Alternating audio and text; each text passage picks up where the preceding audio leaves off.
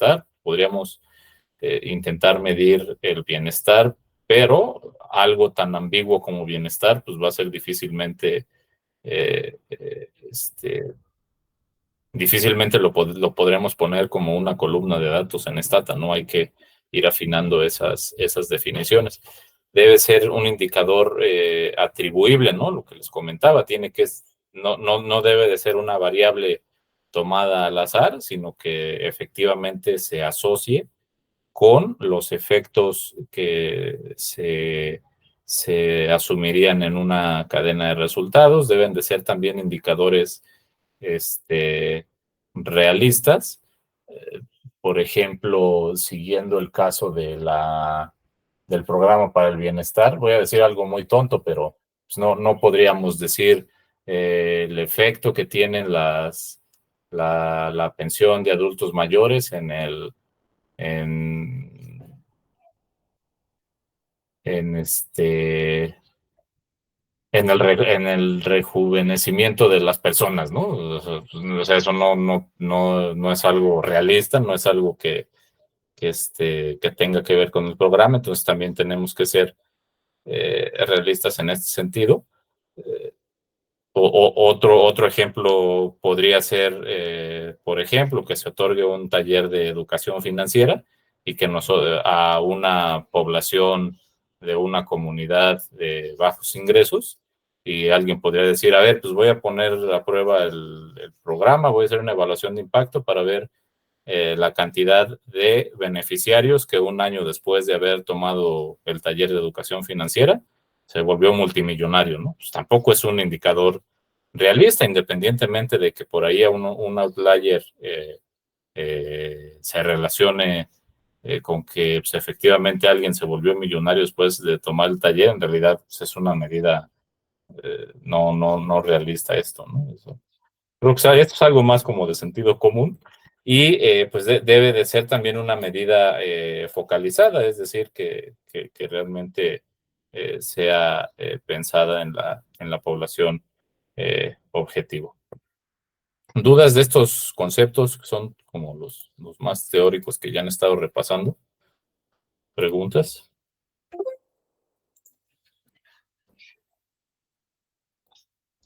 No, profesor, de momento. No, profe. Ok.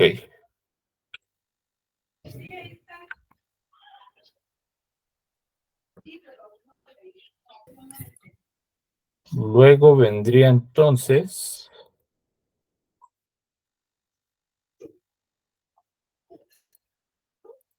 algunos conceptos que también han estado rebotando con David, en los que vamos a profundizar un poquito y que tiene que ver con esto que incluso yo les comentaba al principio del curso, ¿no? Que si bien no necesariamente todos ustedes van a terminar dedicándose a elaborar evaluación de impacto, o sea, mi deseo es que eso sea así, pero en caso de que no, algo que sí consideramos vital a la hora de que termina nuestro curso es que se llevan un cassette diferente en la cabeza respecto a cómo ver el tema de la causalidad a la hora de estar haciendo econometría, ¿no? Y la importancia que tiene este concepto en los métodos de evaluación de impacto.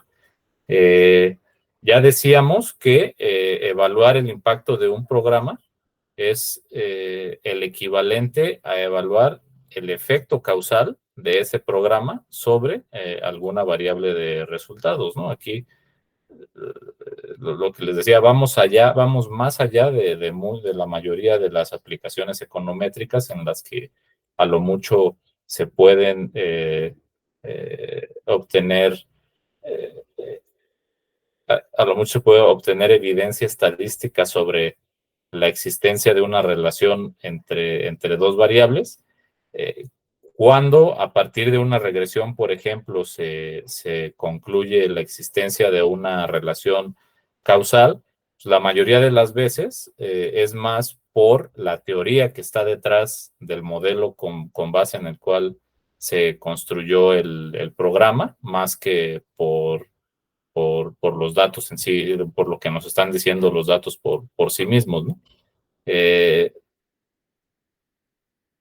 Las preguntas de causa y efecto son muy comunes, pero pues no es fácil establecer que una relación que, que en principio que en principio sea estadísticamente significativa, pues efectivamente sea una relación causal, ¿no? Entonces, normalmente a mí me gusta enfatizar que estas dos palabras suelen eh, suelen pasar a formar parte de su vocabulario después de que ustedes toman este curso, ¿no? Cuando escuchan en el futuro, cuando escuchen una conclusión que suena muy tajante, muy categórica, lo primero que les va a venir a la cabeza después de haber tomado este curso es que, pues, en la mayoría de los casos, muchas conclusiones no necesariamente son como nos las están contando, ¿no? Eh, y aquí ya han incluso rebotado algunos ejemplos con David. David ha dado mucho el ejemplo de las becas para estudiantes, cuando nos salen a vender que la deserción escolar se ha reducido significativamente gracias a un programa de becas, y no les dicen nada más que eso, ustedes inmediatamente se les vendrían a la cabeza estas dos palabras, ¿no? Pues no necesariamente, ¿no? Tendrías que darme evidencia de que efectivamente se redujo la deserción escolar por el efecto aislado de las becas y que no tuvieron que ver otros factores, porque quizá la deserción escolar se habría reducido incluso si no hubiera dado las becas, ¿no? No tenemos evidencia de que de una cosa o la otra, y aquí es donde toman relevancia todas estas metodologías. Entonces, grábense estas palabras, no necesariamente. Entonces, la evaluación de impacto justo nos ayuda, ¿no? A superar ese tipo de retos. Y al final, con evaluación de impacto también estamos utilizando datos que pues tienen una incertidumbre intrínseca, ¿no? Incluso con la evaluación de impacto, pues estamos sujetos a ciertos supuestos en los que alguien muy riguroso pues incluso podría cuestionar los resultados de aquí, pero vamos a ir viendo cómo, dando una conclusión, poniéndole nombre y apellido, considerando los apellidos como todos esos supuestos sobre los cuales estamos descansando, pues en realidad es de las mejores herramientas que tenemos a la hora de establecer relaciones causales, y quien nos critica pues tendría que darnos una alternativa, ¿no? Y normalmente esa alternativa que pedimos, pues es algo que en esta dimensión en la que vivimos es imposible, porque no podemos tener a dos beneficiarios en situaciones hipotéticas distintas al mismo tiempo. Es decir, nosotros como científicos sociales no tenemos la forma de controlar condiciones de nuestras poblaciones de interés como se hace en otras disciplinas, como en la física, en la química, ¿no? Entonces, ese es un concepto importante. Otro concepto importante es el concepto del contrafactual. Quizá ustedes ya han escuchado esta palabra en otros contextos. Yo, la verdad, es de las primeras veces que la escuchaba, o que por lo menos le puse atención, fue cuando empecé a entender estas metodologías. Y un contrafactual en sentido estricto tiene que ver con una situación que en el contexto de un programa social sería una situación que habría ocurrido, a lo que le habría ocurrido a los beneficiarios si el programa no hubiera existido, ¿no? Es decir, nosotros tenemos la mayoría de los casos, no sé por qué me pasa esto.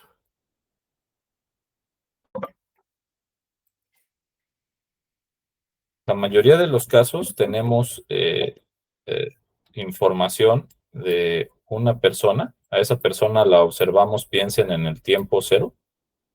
Piensen que en el tiempo 1 a esa persona se le interviene con, parece que lo estoy apuñalando, se le interviene con piensen un programa de transferencias en efectivo, y a esa misma persona, pues la observamos en el tiempo 2, ¿no?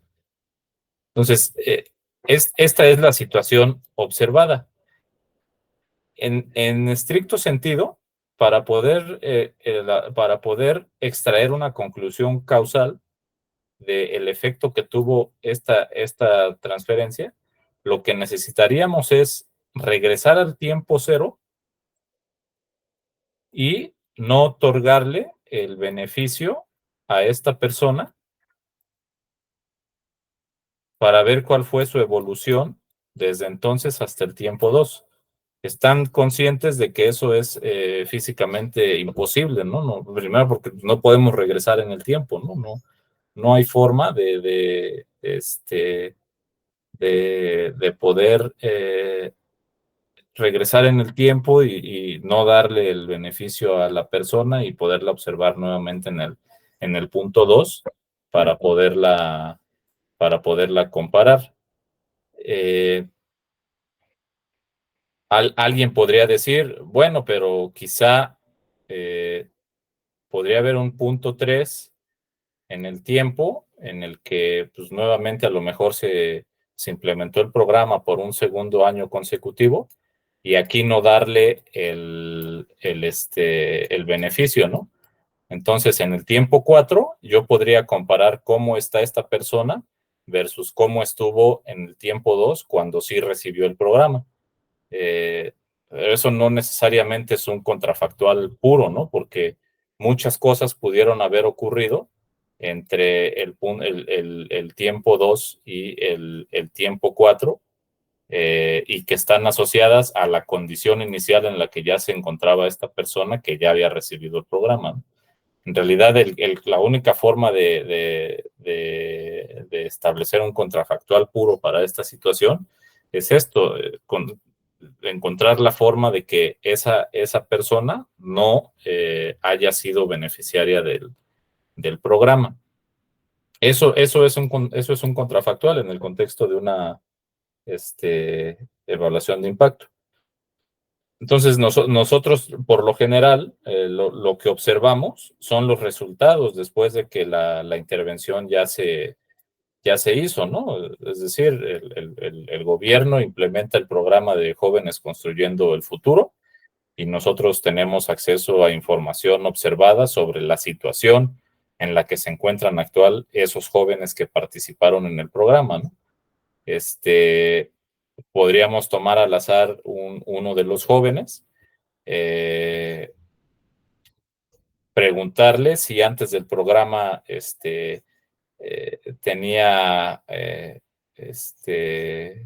había tenido un empleo en los últimos 6 meses.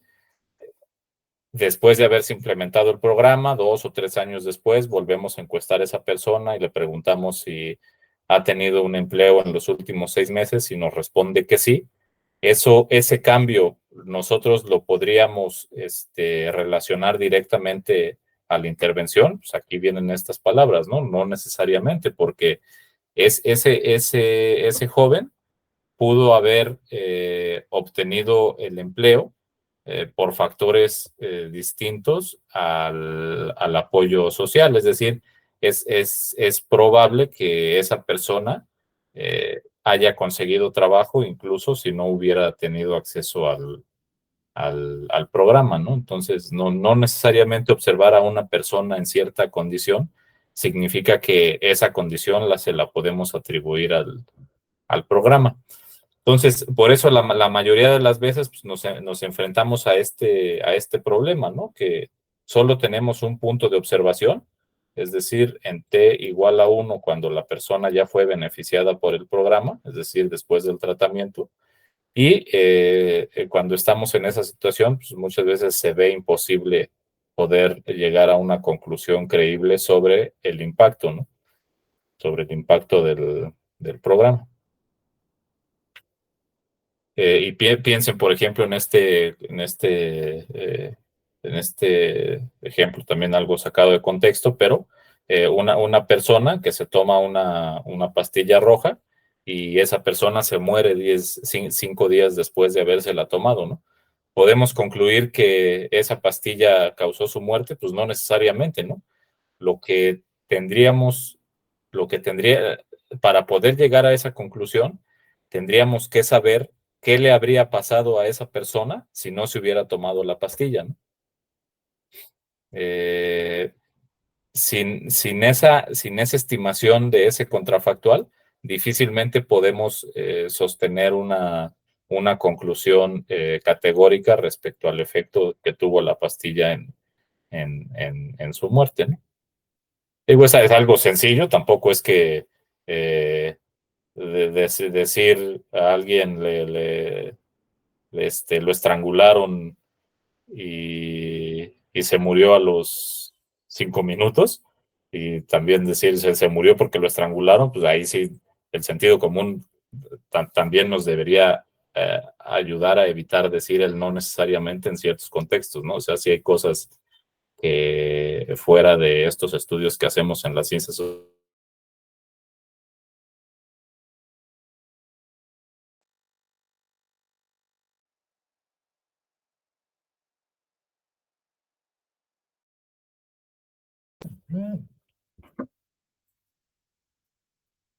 En torno a estos efectos.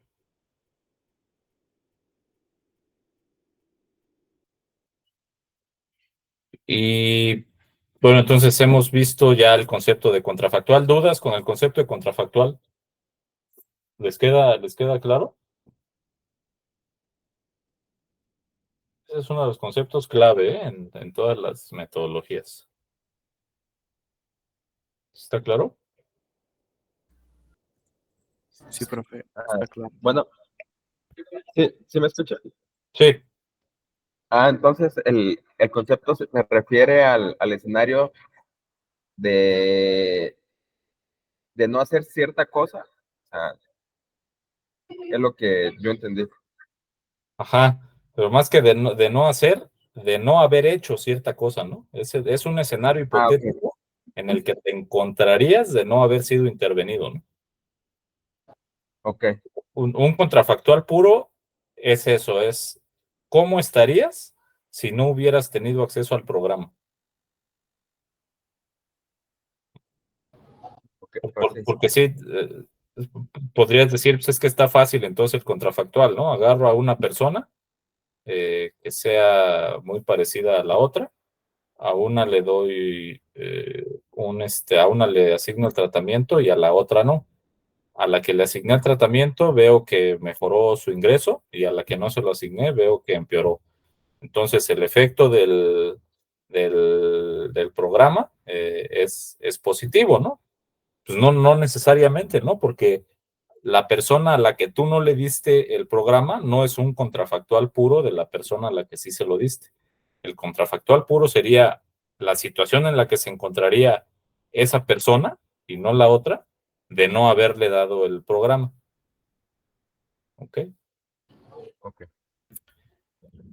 Suena a que pues, va a ser una tarea imposible poder estimar el impacto, ¿no? Pero pues vamos a ver cómo cuando consideramos ya muestras, es decir, grupos grandes de individuos, pues la teoría estadística nos permite aproximarnos a una respuesta que más o menos nos puede convencer. Entonces, dado que es físicamente imposible encontrar un contrafactual perfecto para un individuo, para un beneficiario, y si ustedes encuentran la forma de hacerlo, pues estén listos para ganarse el premio Nobel, porque pues, eso sería que encontraron la forma de regresar en el tiempo o de viajar entre dimensiones, ¿no? Entonces, dada esa limitación, a lo que recurrimos son a herramientas estadísticas que nos permiten generar dos grupos de individuos que, cuando tenemos una cantidad de observaciones suficientemente grande, eh, que esos grupos sean estadísticamente indistinguibles el uno del otro, ¿no? Mi punto es que en este ejemplo que les daba, en el que podrías considerar como contrafactual, imagínate que existe un clon de Jorge Eduardo, ¿no? Un clon que, pues a lo mejor no viven en la misma casa, pero sí viven en la misma localidad, estudian lo mismo, tienen la misma edad, tienen el mismo estatus civil. Esas son las variables que podemos ver que son iguales, y digo, pues, podría considerarlo como un contrafactual. El tema es que cuando tú te enfocas en un solo individuo, pues muy fácilmente van a comenzar a brincar las diferencias, ¿no? Resulta que el Jorge Eduardo original, en su tercer año de universidad, estuvo sujeto a un curso que pues le cambió totalmente el cassette de cómo desempeñarse en el mercado laboral, y el otro individuo no. Entonces, eso en un solo individuo es una diferencia que a la larga eh, hace diferencia en el impacto que tú intentas medir, ¿no? Es decir, no funcionan estas metodologías cuando tú intentas aplicarlas a individuos aislados, ¿no? Lo que requerimos es que tengamos información de una muestra grande de individuos. ¿Por qué? Porque estadísticamente, cuando consideramos las características de esos individuos,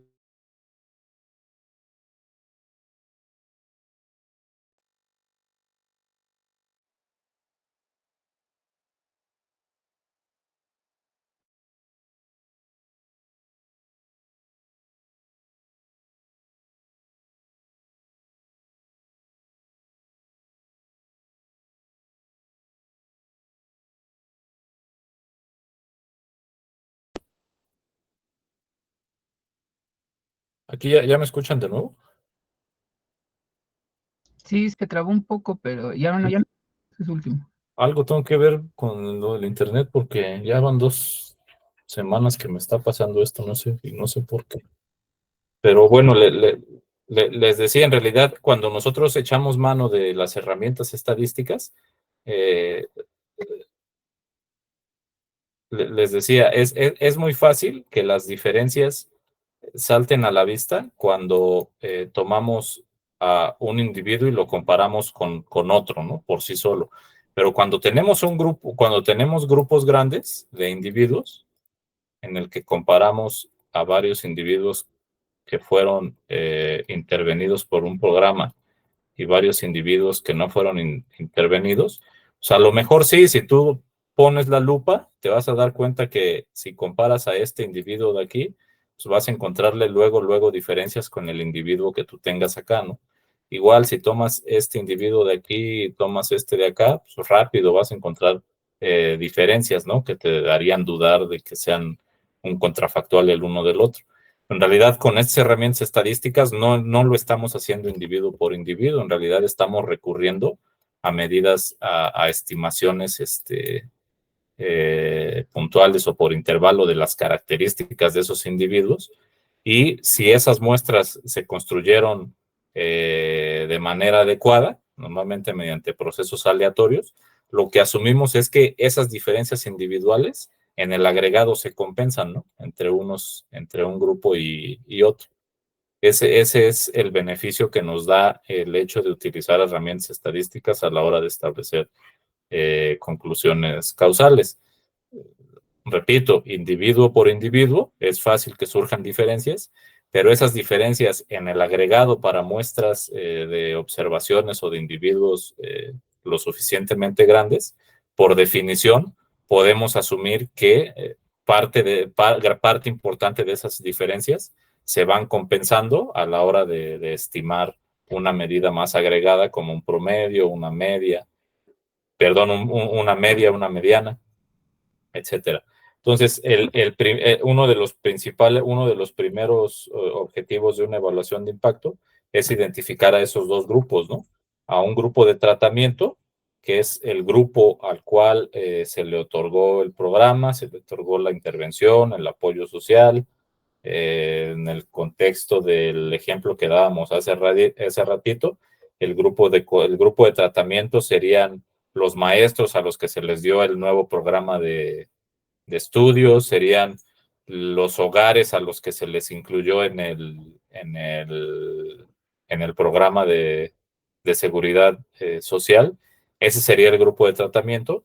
Y el grupo de control sería un grupo de observaciones diferente o en el que estén incluidos individuos que no participaron en el programa, pero que sean, o lo que buscamos es que esos dos grupos, si bien observación por observación van a ser diferentes y vamos a encontrar esas diferencias muy rápido, lo que buscamos es que sean estadísticamente idénticos en ausencia del programa. Y al decir estadísticamente idénticos, me estoy refiriendo a que sean idénticos en medidas agregadas estadísticas, ¿no? Como son, pues normalmente promedios, ¿no? Entonces, si nosotros logramos garantizar esa condición o tener cierta confianza en que esa condición la estamos cumpliendo, la diferencia en las variables de resultados que estamos estudiando pueden, ese must creo que está muy fuerte, pero podrían ser atribuibles al programa, ¿no? Con cierto nivel de confianza. Y cómo es que tienen que ser estadísticamente idénticos estos dos grupos. Lo tienen que ser de tres maneras.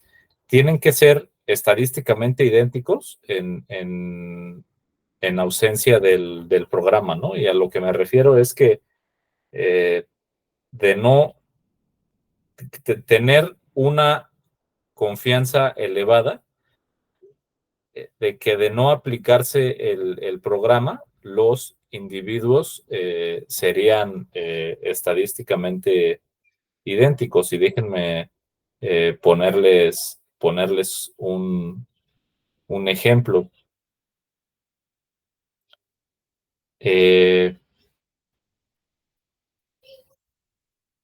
Tenemos...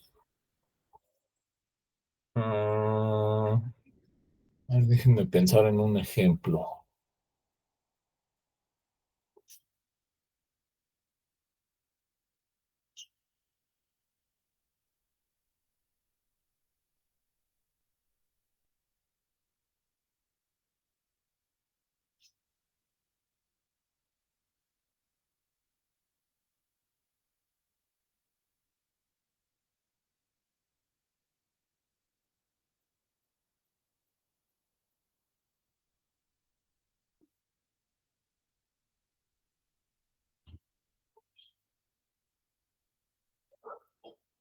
Piensen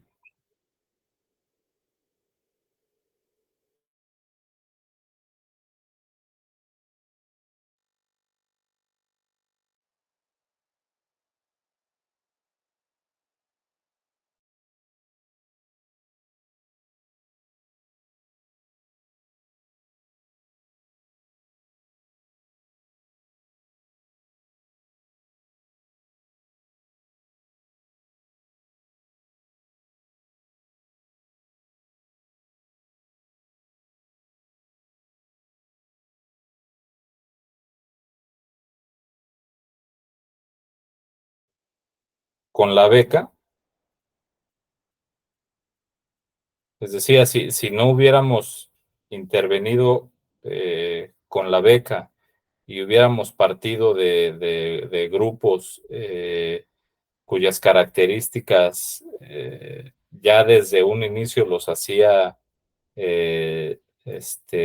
diferentes, piensen, por ejemplo, en que pues desde antes de que se otorgaran las becas, los estudiantes en el grupo de tratamiento estaban sujetos a una condición de ingreso en el hogar mucho mayor a la que tenían los los, los estudiantes del grupo de control, ¿no? Si desde un inicio, si tenemos elementos que nos hacen suponer que antes de otorgarle el programa a uno de los grupos ya teníamos condiciones totalmente distintas, en ese caso no estaríamos garantizando que los grupos son estadísticamente idénticos en ausencia del programa, ¿no? Entonces, esa es una forma en la que deben de ser estadísticamente iguales. La segunda forma es que tenemos que también tener los elementos para asumir que los individuos, tanto en el grupo de tratamiento como en el grupo de control, deberían reaccionar al programa de la misma manera. Y aquí piensen ahora en el programa de adultos mayores, ¿no? Imaginen que el grupo de tratamiento lo construyen con abuelitos que viven en comunidades rurales y el grupo de control lo construyen con abuelitos que viven en las lomas de Chapultepec, ¿no? Entonces,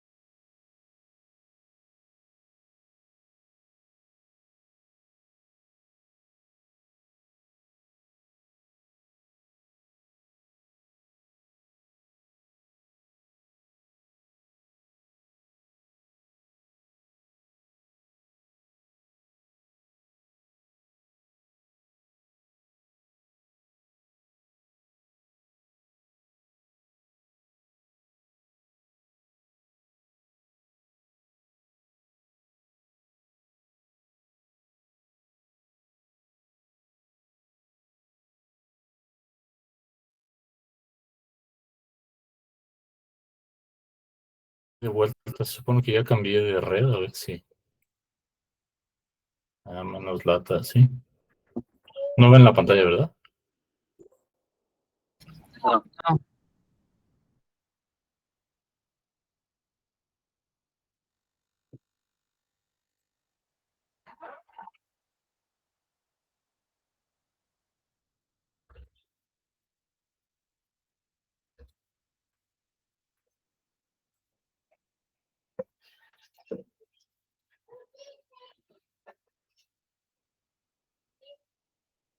Ahora sí, ¿verdad? Sí, ya se ve.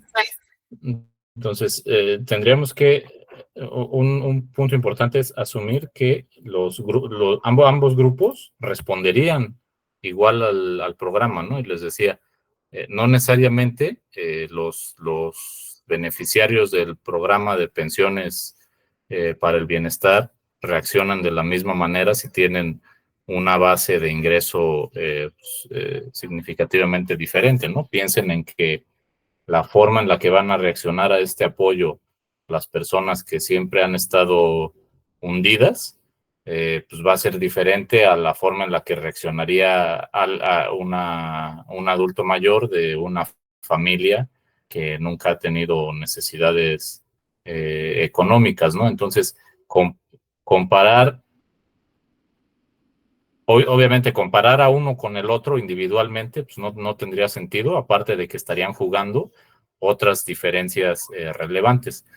Pero incluso si fueran grupos de personas y existe esa diferencia estadística ya en el agregado de los grupos, también sería un problema a la hora de estimar el impacto, ¿no? Porque no estaríamos asumiendo que reaccionan igual al programa, y por reaccionan igual me refiero a que una reacción puede ser utilizar el apoyo para mejorar la calidad de la salud pues de esas mismas personas, ¿no? Pues quizá en el grupo de tratamiento haya una reacción muy evidente porque antes no tenían forma de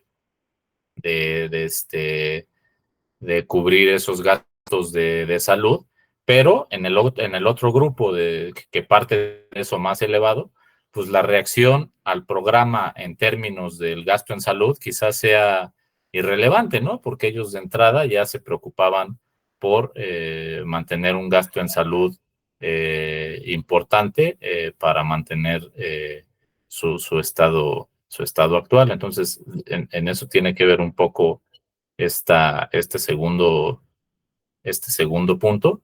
Y el tercero es también, es algo más difícil ya de comprobar, pero es asegurar que los grupos no estén siendo diferencialmente expuestos a otras intervenciones durante la evaluación.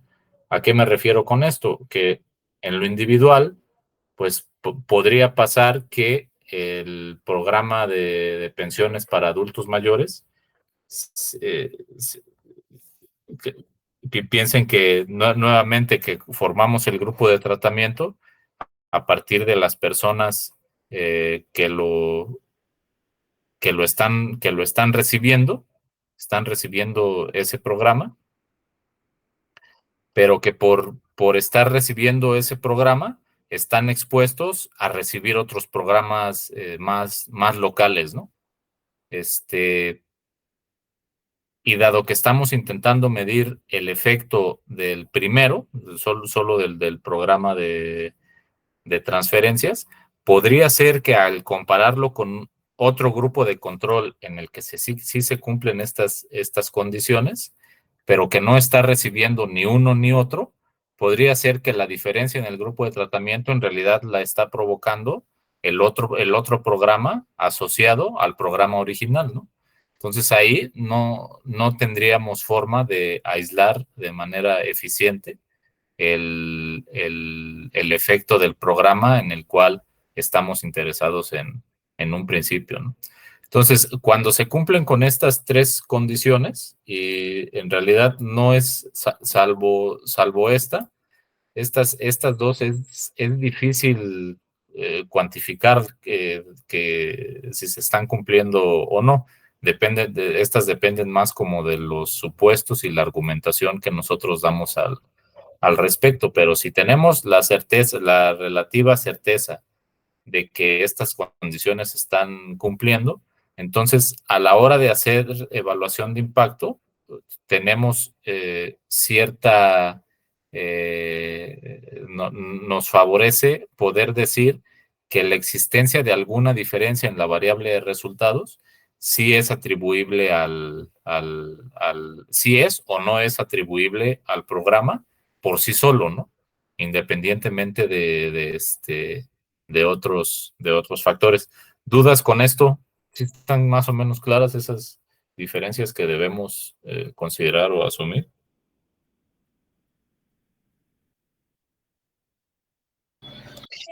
Profesor, Bien. grupo de control es el grupo al que no se le da tratamiento, ¿verdad? Correcto. Ok. Sí, así es. Y estos conceptos en realidad no son nuestra disciplina, son conceptos que se utilizaron mucho antes en los estudios clínicos, por ejemplo, cuando se ponen a prueba las vacunas, como cuando se puso a prueba la vacuna con el COVID-19, pues esos estudios clínicos se basan en una metodología parecida a esto, ¿no? Se, se construyen grupos de tratamiento y grupos de control. A los individuos del grupo de tratamiento se les pone la vacuna y a los del grupo de control no. O bueno, en estudios clínicos médicos, en realidad lo que se hace es, sí se le pone una vacuna, pero se le pone un placebo, ¿no? Que es lo equivalente a no ponerle la vacuna. Al final, eh, la lógica es la misma, someter a un grupo de individuos a un tratamiento y al otro grupo no. Y el tema de las diferencias estadísticas también prevalece, ¿no? Incluso en ese contexto de los estudios clínicos, porque piensen, por ejemplo, que ustedes desarrollaron una vacuna, piensen que desarrollaron una vacuna y la van a probar en dos personas, ¿no? La van a probar en la persona 1 y en la persona 2. A esta persona sí la vacunan, a esta persona no la vacunan. Pasa un tiempo, ven que esta persona se vacunó y no se enfermó, y esta persona que no se vacunó sí se enfermó. Y ustedes se podrían aventurar a decir, mira, pues la vacuna tiene el efecto deseado porque resulta que a la persona que sí vacuné no se enfermó. ¿Ustedes qué contestarían? Pues no necesariamente, ¿no? Porque esa persona pudo no haberse enfermado, incluso si tú no la hubieras vacunado. Entonces, esto a nivel individual no nos sirve, ¿no? Lo que necesitamos es grupos grandes en los que se puedan probar estas cosas. Y quizá la persona que sí se enfermó porque de entrada tenía características distintas a la primera, ¿no? Resulta que esta persona hacía home office y estaba muy poco expuesta a al virus en la calle, y esta persona era un repartidor, ¿no? Entonces ya de entrada, estas dos personas eran diferentes, ¿no? En sus condiciones iniciales, y puede que esta persona se haya enfermado porque pues estaba más expuesta al virus, y esta persona, a pesar de que se vacunó, pues no se haya enfermado porque no estuvo expuesta. Entonces, si a estas personas, en lugar de estudiarlas individualmente, las consideramos en un grupo, resulta que a esta persona que sí vacuné, que trabaja en el home office, la voy a tener aquí, ¿no? Pero a lo mejor, y a esta que fue repartidor y la tengo en el grupo de control, la tengo acá. Entonces, por sí solos, ya vimos que son diferentes, ¿no? Pero resulta que en el grupo de tratamiento también tengo otra persona por acá que es repartidor, y en el grupo de control tengo a otra persona que es de home office, ¿no? Pero incluso estos dos que son repartidores son diferentes, ¿no? Porque este repartidor en pues no sé, de paquetería, que no necesita que la persona le reciba y que solo le puede dejar el paquete en su casa. Y esta persona resulta que pues sí hace la entrega físicamente a la persona y hay que firmar documentos. Entonces ya entre esos hay diferencias, ¿no? Pero bueno, en el grupo de tratamiento va a haber otra persona cuyas diferencias a lo mejor se van a compensar con este de aquí, etcétera. Entonces, eso a medida que se van agregando individuos a ambos grupos, esa, eh, eh, esa forma en la que se van compensando las diferencias va sumando, ¿no? A la hora de que tú calculas el agregado, pues resulta que estadísticamente los grupos son indistinguibles uno del otro, a pesar de que individualmente esas características esas diferencias sean muy evidentes. ¿Ok? ¿Dudas?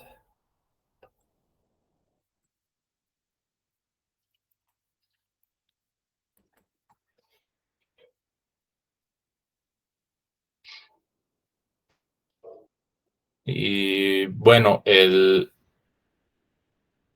contrafactual en el contexto de la evaluación de impacto, como nos lo vamos a encontrar, es que la forma en la que construimos grupos de control y de tratamiento con las diferentes metodologías hay de dos formas, ¿no?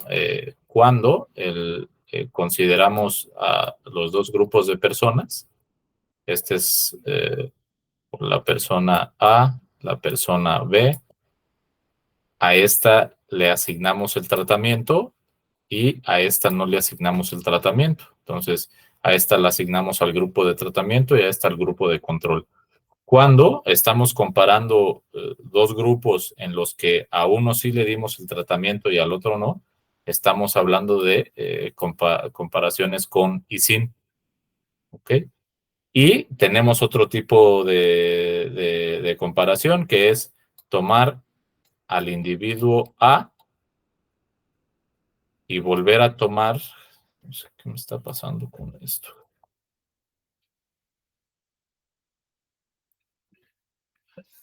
Déjenme ver si puedo abrir un cuaderno abajo.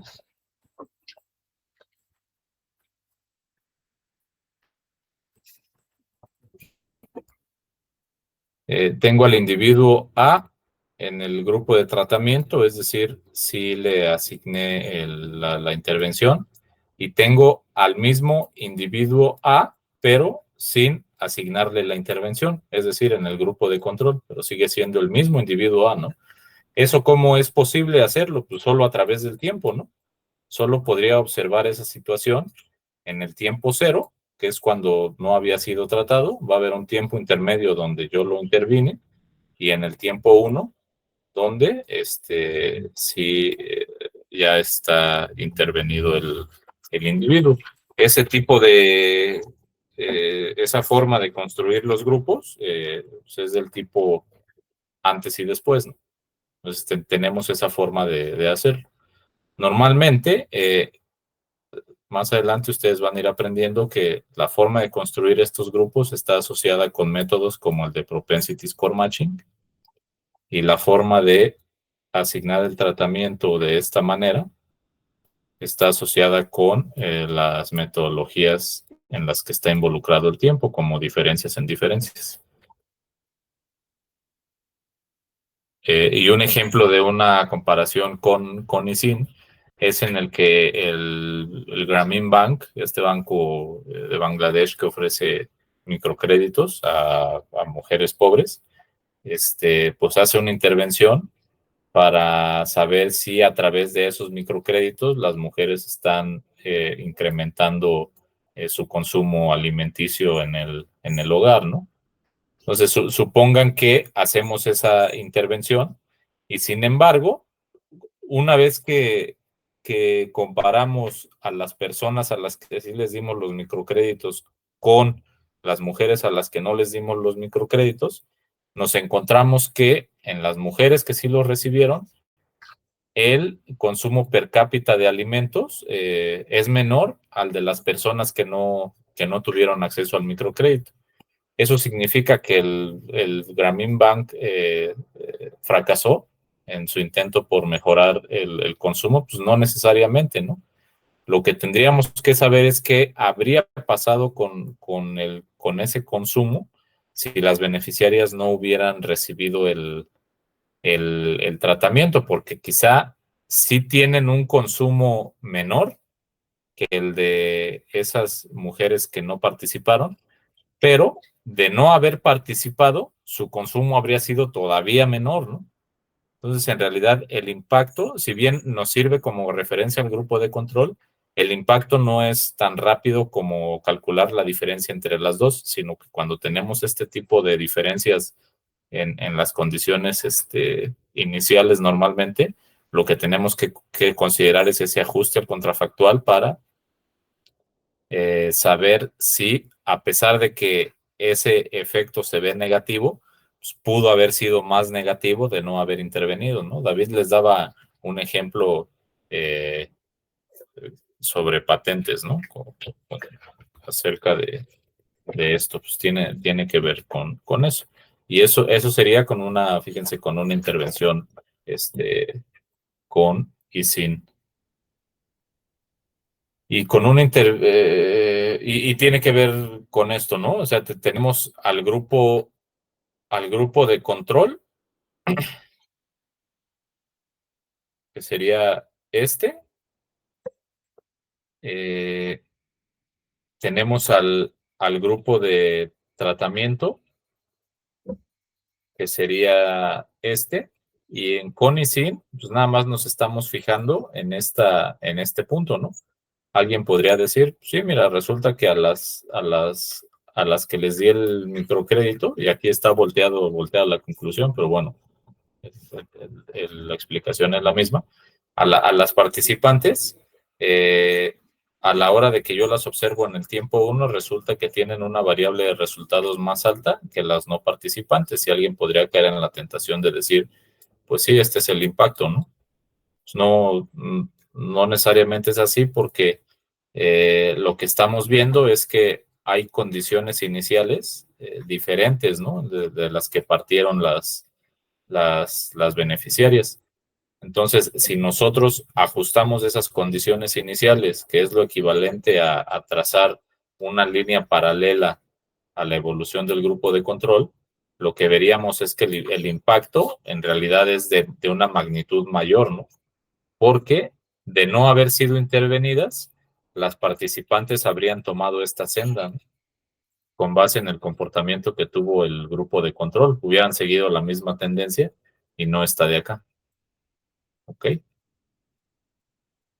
Y con el otro tipo de construcción de grupos, que es considerar al grupo tratado versus el grupo de control, considerando a los mismos individuos antes de haber sido intervenidos, ese método se llama método reflexivo, es decir, observarlo antes, intervenirlo, observarlo después y compararlo cómo estuvo después versus cómo estuvo antes, ¿no?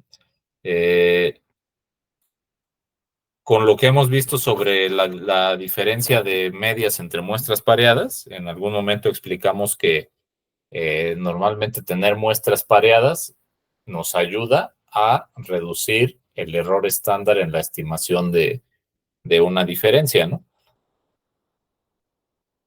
Sin embargo, pues no, en el contexto de una evaluación de impacto, eso no necesariamente es un beneficio inmediato, porque a pesar de que estamos trabajando con individuo por individuo, estamos trabajando con los mismos, ¿no? Es decir, estamos trabajando con el individuo A, el individuo B, el individuo C en el tiempo 0 y los volvemos a observar en el tiempo 1, ¿no? Entonces, a primera vista pareciera, pues, es que no, las diferencias en el individuo A entre no haber sido tratado fue aquí cuando formó parte del grupo de control porque no había sido intervenido, luego lo intervenimos aquí y en el tiempo 1 ya los observo a todos como tratados. Lo que veíamos sobre la diferencia de medias con muestras pareadas es que eso nos ayuda a reducir la varianza de las estimaciones de la distribución de muestreo de las diferencias, pero no necesariamente nos ayuda en evaluación de impacto, ¿no? Porque a la hora que transcurre el tiempo, muchos otros factores pudieron estar cambiando, ¿no? Y la diferencia entre un grupo y otro, si es que la hay, no necesariamente estaría asociada al programa, ¿no? Porque quizá pasó un año y resulta que hubo otros factores que provocaron el cambio en la variable de resultados, ¿no? Supongan que tienen el programa de Jóvenes Construyendo el Futuro, ¿no? Y piensen que los observan antes de darles el programa y un año después les dan el programa. 2 años después los vuelven a observar y encuentran que una proporción importante de esos jóvenes que participaron en el programa terminó con un trabajo en una empresa, ¿no? Con un contrato permanente. Pues alguien podría decir, pues lo atribuyo al programa, ¿no? Resulta que el programa les ayudó a conseguir el empleo. Pues no necesariamente, ¿no? Porque en esos 2 años a lo mejor estuvieron expuestos todos a condiciones económicas favorables, ¿no? El PIB creció al 3%, hay un proceso de nearshoring en el que están llegando muchas empresas y están buscando gente, entonces hay un mercado laboral apretado, y pues resulta que esa mayor proporción de jóvenes que tienen ahora un empleo permanente se podría atribuir más a la fortaleza de la economía que al programa por sí solo, ¿no? Entonces, esa es la dificultad de las comparaciones antes y después. Tendríamos que asumir que la intervención es la única que tuvo algún papel entre el tiempo 0 y el tiempo 1 para incidir sobre la variable de resultados, ¿no? ¿Dudas con estas dos? Pues esta es un poco más difícil le digo, esta está sujeta a supuestos un poco más estrictos, porque yo les di aquí un ejemplo sencillo, ¿no? Que igual y sí puede ser puesto en números, controlando por el desempeño que tuvo la economía en cierto periodo, pero piensen en otras variables, ¿no? Piensen en que esos individuos en 2 años en su conjunto estuvieron expuestos a ciertas condiciones que los ayudaron a mejorar sus skills, ¿no? No sé, que de repente en TikTok se promovieron bastante los videos sobre la productividad laboral y la forma de hacer las cosas de manera más eficiente, y pues resulta que eso terminó siendo lo que los ayudó a colocarse mejor en los trabajos a los que aspiraban, y no necesariamente tuvo que ver el programa, ¿no? Pero cómo modelas ese cambio de comportamientos, aptitudes, habilidades a lo largo del tiempo es un poco más difícil. Pero bueno, a lo largo de conforme vayamos viendo las metodologías, vamos a ir viendo, ¿no? Cómo ir un poco aplicando estos supuestos y qué tanto nos van preocupando dependiendo del contexto de la evaluación que estemos haciendo. ¿Dudas hasta aquí de las dos?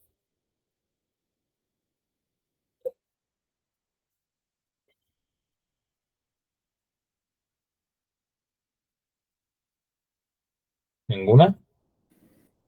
No, profesor. No, profe. Estas son cosas que ya vieron con David sobre los efectos del tratamiento. Son cosas que creo que nos conviene guardar ya o sea, para ver conceptualmente con Propensity Score Matching. Pero bueno, en realidad, fíjense cómo una evaluación de impacto pues, es esencialmente un problema de información faltante, ¿no? ¿Cuál es la información que nos falta? Pues el contrafactual, que no tenemos acceso a ese contrafactual puro.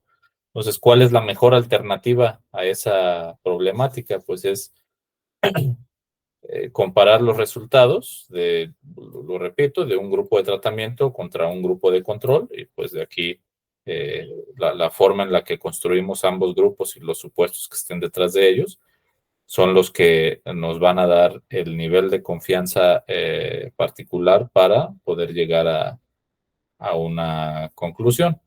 En general, lo que buscamos es este grupo de control, decir que es la mejor aproximación que tenemos a un contrafactual, ¿no? Entonces piensen que el grupo de control en el contexto de la evaluación de impacto es un sinónimo de contrafactual, ¿ok? Pero más que sinónimo, puramente, más bien es una aproximación a un contrafactual, ¿no? Y eso ya nos llevaría a dar una conclusión de este tipo, que aquellos que recibieron el tratamiento estarían en una situación bueno, de haber evidencia, podríamos concluir que la situación en la que se encuentran es distinta a la del grupo de control por efecto del programa y no por otros factores, ¿no?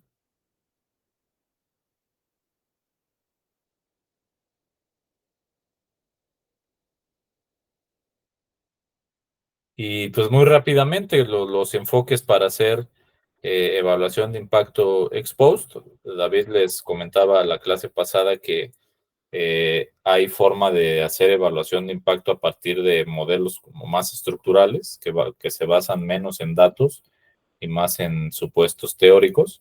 Por lo general, lo que hacemos la mayoría de las veces, y es lo que vamos a cubrir en la materia, pues es hacer evaluación de impacto ex post, tomando datos ya levantados, ya generados, y tenemos acceso a pues, varios métodos, ¿no? El Golden Standard de cualquier evaluación de impacto es hacer una evaluación, un estudio aleatorizado, un randomized, en inglés le llaman Randomized Control Trial, RCT. Ese es muy común que se lo encuentren en la literatura actualmente, en el que se ponen a prueba los efectos de algún programa social o intervención. Pero este como tal es un estudio experimental, ¿no? Es lo más cercano que tenemos en economía para simular lo que en otras disciplinas se hace en un laboratorio, ¿no? Y lo siguiente lo siguiente menos cercano es estudios que les llamamos cuasi experimentales. ¿Ok? Los estudios cuasi experimentales y los métodos cuasi experimentales son estos de aquí para abajo, que son métodos de pareo de muestras, que conocemos como propensity score matching, métodos de diferencias en diferencias, que es donde está involucrado el tiempo, métodos de variables instrumentales, métodos de regresión discontinua, que estos normalmente se aplican a programas que tienen características muy específicas en términos de que hay un punto de corte bien identificado entre un grupo y otro. Lo vamos a ver más adelante, no es necesario que les quede muy claro hasta aquí. Impactos distribucionales y modelos estructurales, que es lo que les comentaba, que suelen estar más basados en la teoría, pero al final también se pueden hacer estudios ex post si se cuentan con métodos, ¿no? A lo largo del curso estaremos explorando los que están marcados con asterisco, ¿no?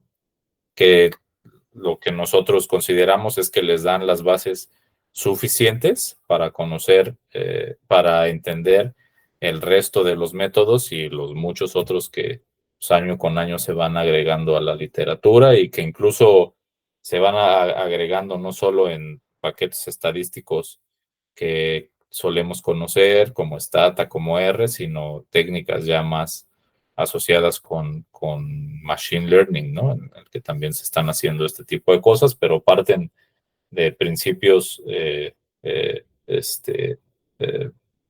muy parecidos a lo que vemos aquí.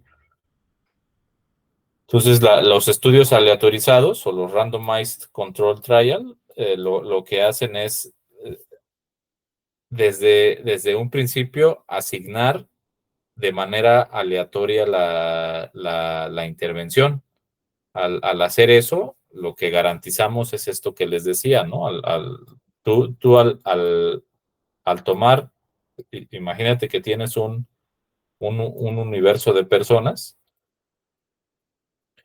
y a partir de ese universo, quieres generar dos subconjuntos que comprenderían el grupo de tratamiento y el grupo de control. Si no lo haces de manera aleatoria, caes en el riesgo de incurrir en sesgos, ¿no? Imagínate que tú tomas un pedazo de la población, este pedazo de aquí, y resulta que este pedazo de aquí que tú consideraste como grupo de tratamiento tiene características muy diferentes al resto del universo, ¿no? Piensa, por ejemplo, en la edad, resulta que este pedacito de aquí en promedio tiene 46 años y el resto del universo tiene 24. Y resulta que para el grupo de control, pues, aplicas lo mismo, no lo haces de manera aleatoria, tomas un pedazo, considerando algunos criterios ahí arbitrarios, y resulta que el grupo de control que tú generas, en lugar de tener en promedio 46 años, pues te fuiste al otro extremo, resulta que tiene 16. Entonces aquí ya de entrada no estás haciendo la asignación del tratamiento de manera meramente aleatoria, ¿no? Si tú evitas eso y si lo haces de manera aleatoria, es decir, no estás sujeto, tu proceso de selección no está sujeto a ninguna regla a ninguna regla de selección que te esté metiendo un sesgo en tu selección. Entonces, las diferencias que tengas en ambos grupos, al final se van a compensar porque lo hiciste de manera aleatoria, ¿no? Y eso es algo que se da por definición. Es una de las maravillas de la dimensión en la que vivimos, ¿no? Que a la hora de que tú haces ejercicios aleatorios, pues estás controlando ya de facto diferencias, y es por lo que los estudios experimentales son la forma más pura de evaluar el impacto, y al final es la forma en la que se construyen grupos en cualquier otra disciplina, ¿no? Vuelvo al ejemplo de las vacunas para COVID. Cuando se ponen a prueba las vacunas, se pone a prueba de esta manera. Digo, al final hay ya en la implementación y el diablo está en los detalles, porque pues, sí, a mí me tocó leer por ahí que cuando se hacían los estudios, pues había como una invitación a las personas podían rechazar la invitación y no, no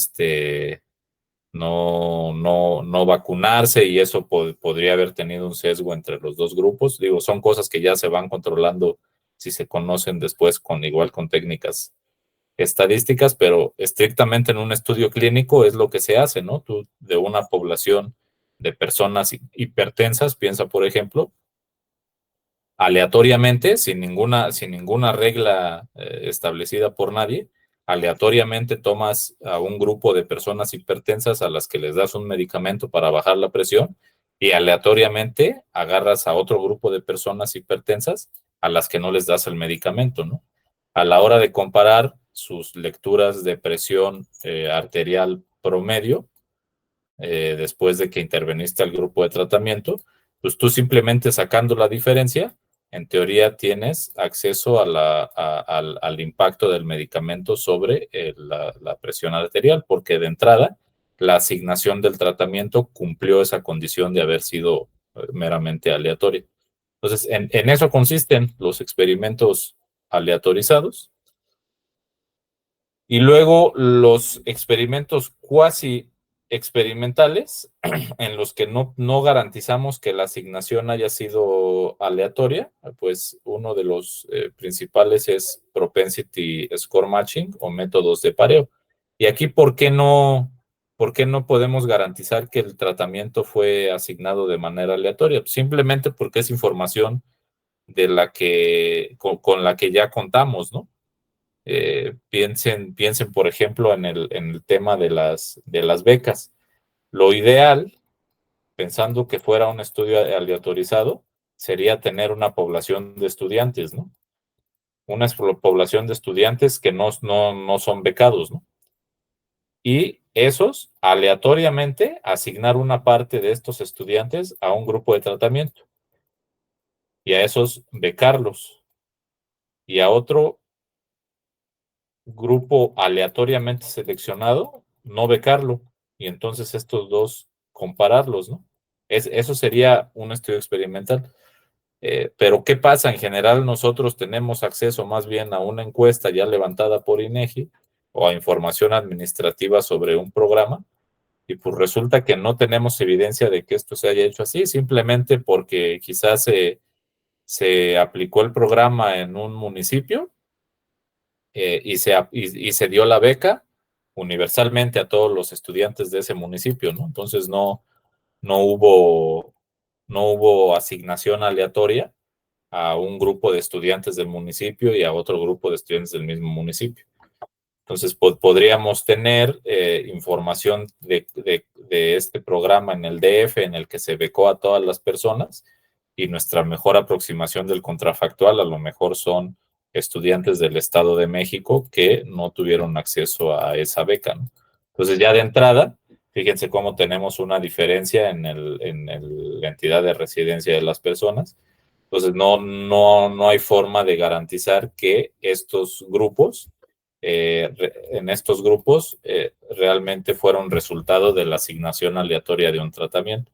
Entonces, ¿qué tenemos que hacer? Pues recurrir a métodos de matching en los que, como les decía David la clase pasada, el objetivo sea restaurar esa aleatoriedad que habríamos deseado hubiera pasado a la hora de asignar el tratamiento.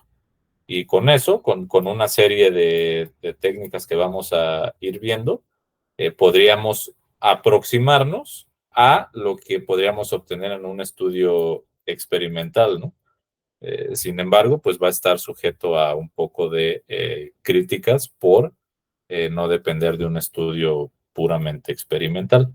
Y este sería ya les decía, un tipo de evaluación with or without, ¿okay? Con el tratamiento y sin el tratamiento, grupos de individuos diferentes.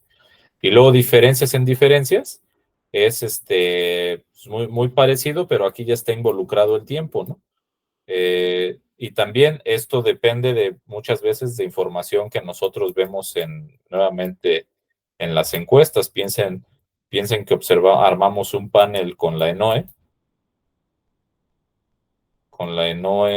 en el 2021 y con la ENOE en el 23. Imaginen que podemos identificar a las personas, imaginen que las mismas personas contestaron las encuestas en el 21 y en el 23. En el 21, pero a lo mejor en el 22, esas personas tuvieron acceso al programa de Jóvenes Construyendo el Futuro, ¿no? Y queremos evaluar el efecto. Entonces, lo que hacemos es comparar a cómo estuvieron las personas aquí versus cómo estuvieron las personas acá e intentar asociar la diferencia en esas dos condiciones al programa. Eso, pues, fíjense cómo no está dependiendo de un estudio experimental en el que se haya asignado el tratamiento aquí.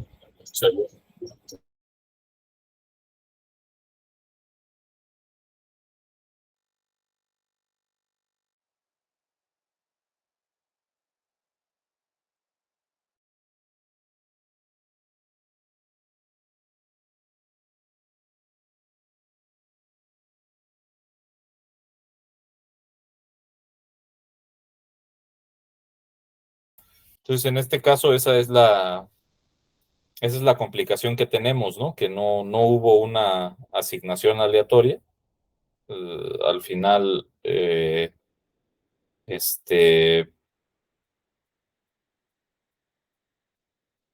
otra complicación es que, pues, también entre el 2021 y el 2023, además del programa, pudieron estar en juego otros factores. Ya les decía, el comportamiento de la economía en general, que pudo haber incidido en la mejora de las condiciones laborales de las personas y no necesariamente del programa. Entonces, todo ese tipo de casos los vamos intentando solventar con un método de diferencias en diferencias.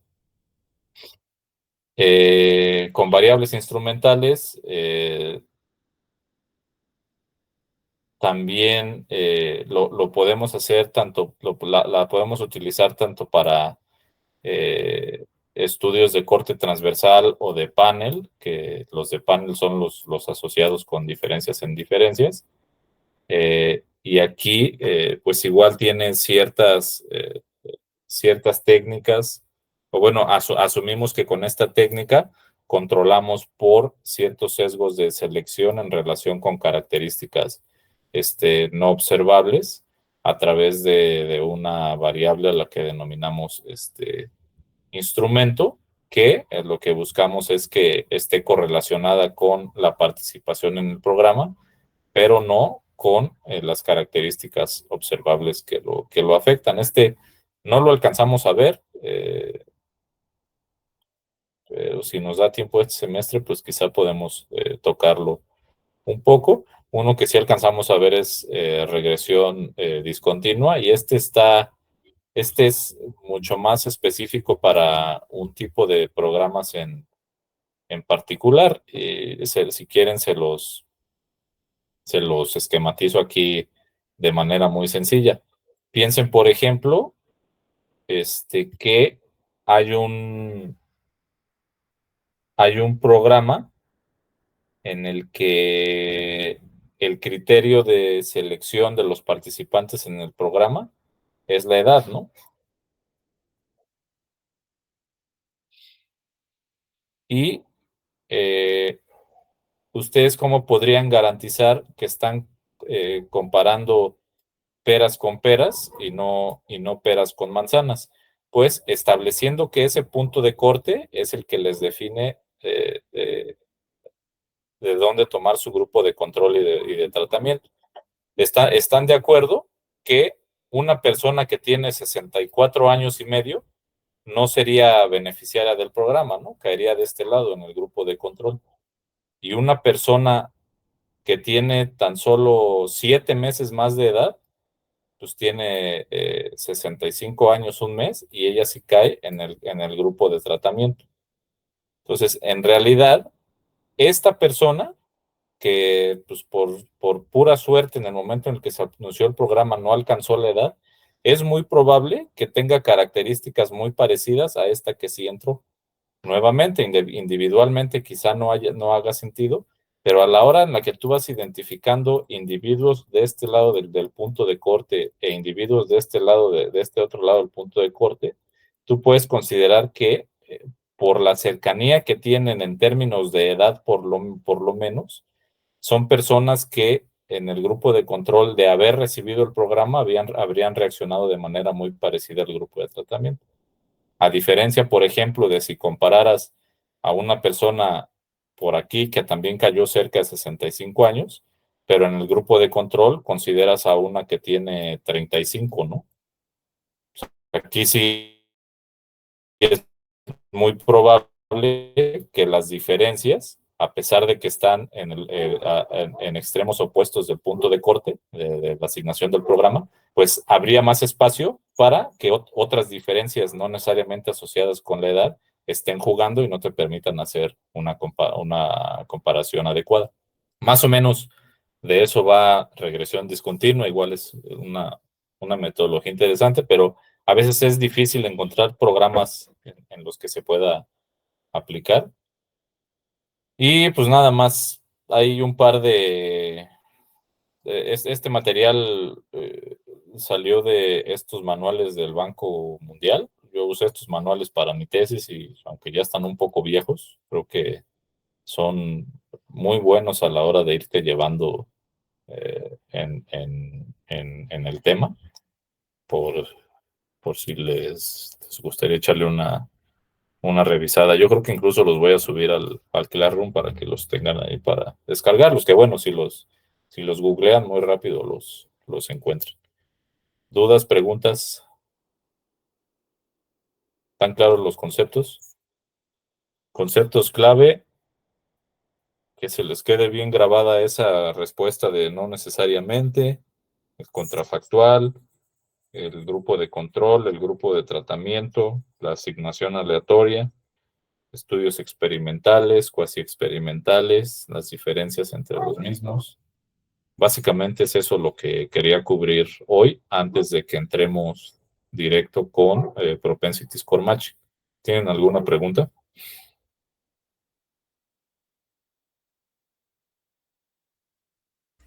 Yo no puse mucha atención en la diferencia entre los experimentales y los cuasi experimentales. ¿Me podría explicar, por favor? Sí, lo repetimos. Les decía que los estudios experimentales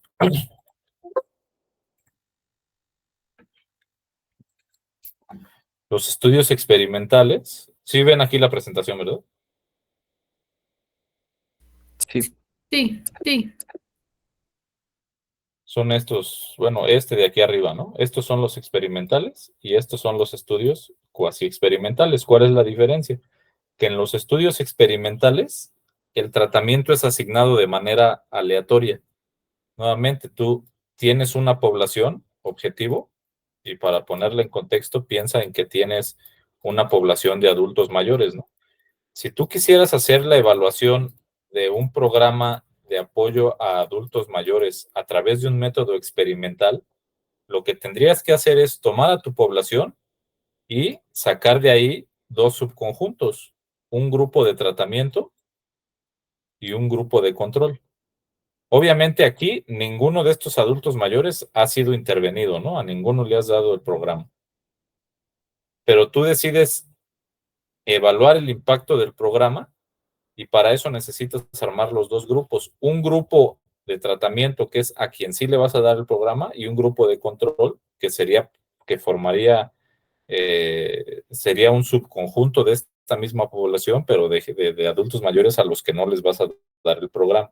Lo que tienes que garantizar al estar haciendo un estudio experimental es que la asignación a los grupos sea completamente aleatoria, ¿ok?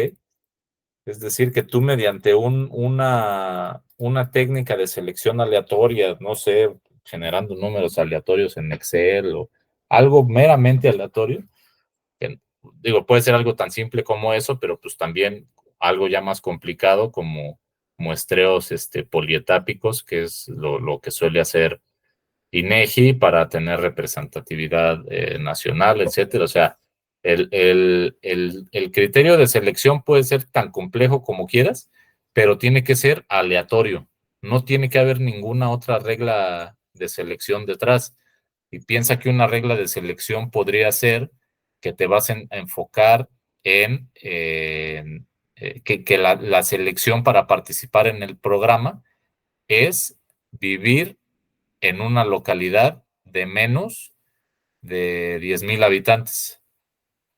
Si ya está sujeto a esa regla, pues ya tu asignación no fue aleatoria, ¿no? Porque ya estás obligando a que este grupo esté conformado exclusivamente por personas que viven en localidades de menos de 10,000 habitantes y que acá se te puedan estar colando personas que no recibieron el programa pues porque no cumplieron con esa condición, ¿no? Pero esa condición inicial ya los podría ser diferentes en inicio.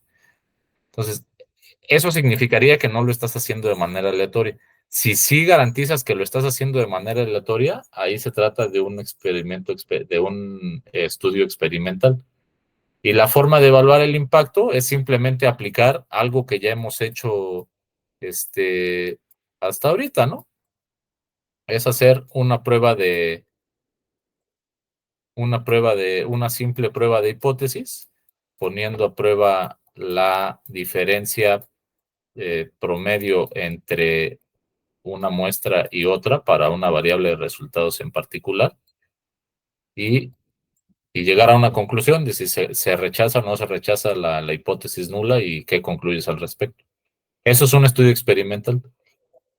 Los estudios no experimentales es cuando tú no garantizas que pasa esto, cuando no garantizas que la asignación es aleatoria. Y nuevamente, eso puede pasar porque el programa por sí solo establece reglas de selección, ¿no? Esas reglas de selección, si te dicen que pues, yo voy a aplicar el programa a todos los adultos mayores de las localidades de menos de 2,500 habitantes, pues resulta que tu tratamiento ya no fue asignado de manera aleatoria, ¿no? Ya tu tratamiento estaría conformado exclusivamente por personas con esas características y en el grupo de control tendrías personas que no viven en esas localidades, ¿no? Que viven en localidades mayores. Entonces, ahí ya tienes una diferencia que tienes que controlar. Y si ya hay diferencias que tienes que controlar, entonces ya no estás hablando de estudios experimentales, sino cuasi experimentales, que serían estos de aquí abajo, que vamos a ir viendo a lo largo de las clases que nos quedan. ¿Sí? ¿Más o menos? sí, profe, quedó claro. ¿Alguien más? Gracias. Sí, no, ¿de qué?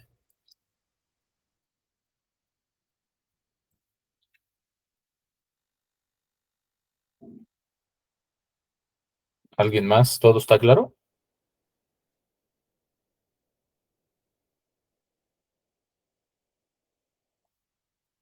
Más o menos se imaginaban esto con todo lo que ya... Bueno, sí, es que ya son conceptos que han venido viendo con David, ¿no? Vale, un poco ya más técnicos, pero creo que no les estoy diciendo tampoco nada muy, muy nuevo, ¿no?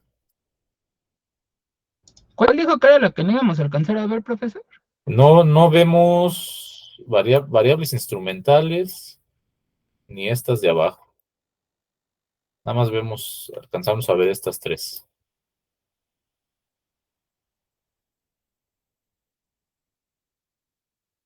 Y esta, ¿no? O sea, esta es muy fácil, en realidad esta ya la vimos, ¿no? Esto es aplicar una prueba de hipótesis y asignar un tratamiento de manera aleatoria. Pero lo que nos falta ver que son las no experimentales, pues son estas tres son las que alcanzamos a ver.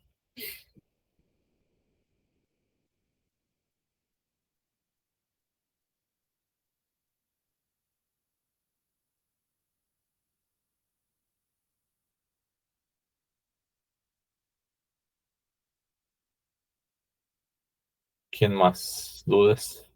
¿Comentarios? ¿Cuál técnica sería como la más utilizada para políticas públicas?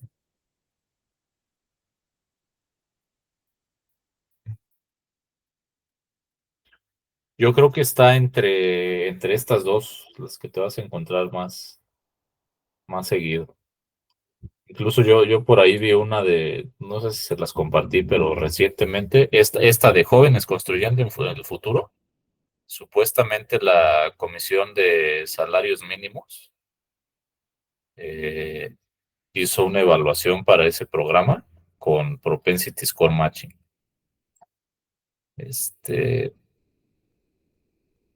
Y en general, creo que te encuentras con estas dos de manera más frecuente. Sean como los más factibles de aplicar, ¿no? Sí, también. Ok, gracias. Pero bueno, también ya si lees papers de alto nivel, o sea, ya gente que ha ganado el Nobel como Duflo, o sea, en realidad aplicó aleatorizados, ¿no? Esos también son, o sea, ya en estudios de alto nivel, que realmente son serios, sí te encuentras también con aleatorizados y que es lo ideal, ¿no? O sea, el hecho de que te encuentres estos de manera más frecuente responden a esa limitante que tenemos de que pues, dependemos de decisiones ya tomadas, información ya observada, en los que pues, forzosamente tienes que controlar ciertas diferencias, ¿no? Y tú no tienes la capacidad ni presupuestaria, sobre todo presupuestaria, ¿no? Para hacer un aleatorizado.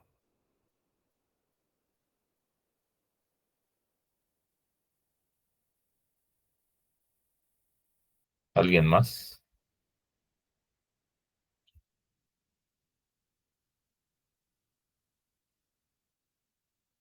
Si no hay más dudas, aquí terminamos con esta parte. Les decía que ahorita, o sea, tómense un break. Les voy a dejar un par de ejercicios en el Classroom para que lo respondan antes de las 9 de la noche y ya nos escuchamos hasta dentro de 2 semanas, ¿no? Porque la siguiente es... Ah, no, la siguiente todavía nos escuchamos, ¿no? Antes de Semana Sí, Santa. profe. Sí, sí, es cierto.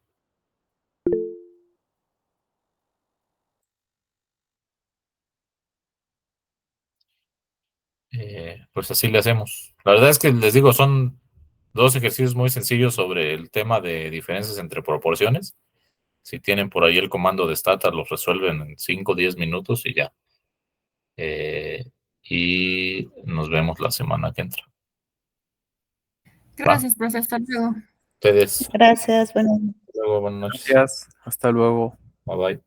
Gracias.